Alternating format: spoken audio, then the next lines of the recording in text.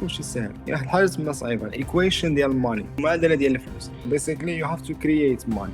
دونك خصك تعلم تكرييت ترانزاكسيون. الاولى هي دروب شيبين فليبا، لهنا في الاخر انت ربحتي ولا خسرتي انت بايع. لاي بزنس خصك فول كونترول، كتكونترولي بالضبط الفلوس فوقاش يدخلوا فوقاش يخرجوا. هذا هو كيتسمى فول كونترول.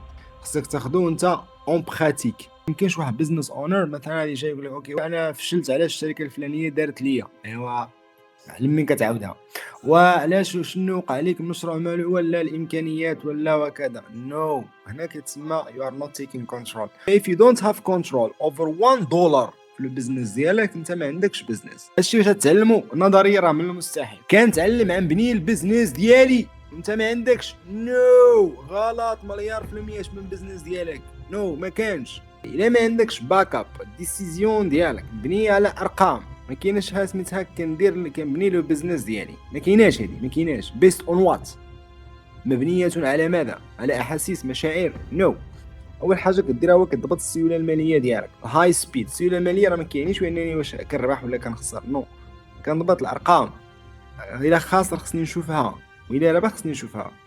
اما كنتوقع وهذه اللي كنشوفها خصني نشوفها كل سيمانه، كل اسبوع كندير التقييم. اوكي كندير التقييم وكنرجع الى رابح علاش كنرجع نشوف. اوكي الحاجه الزوينه نقدر ندير منها بزاف. الا شي حاجه تما عندي خصني نحيدها، يعني كنقول كتسبب لي خساره، يعني فريمون واحد شي حاجه خصني نحيدها. سواء كتخدم هكا كتولي خدام من بعد. اما الستور شكون غيديرو؟ ما تضربش الحسبه. الادس شكون يدير لك الادس؟ ما تضربش الحسبه. اوتوميشن شكون يبنيها لك؟ ما تضربش الحسبه. داكشي كامل ما تضربش ليه الحسبه.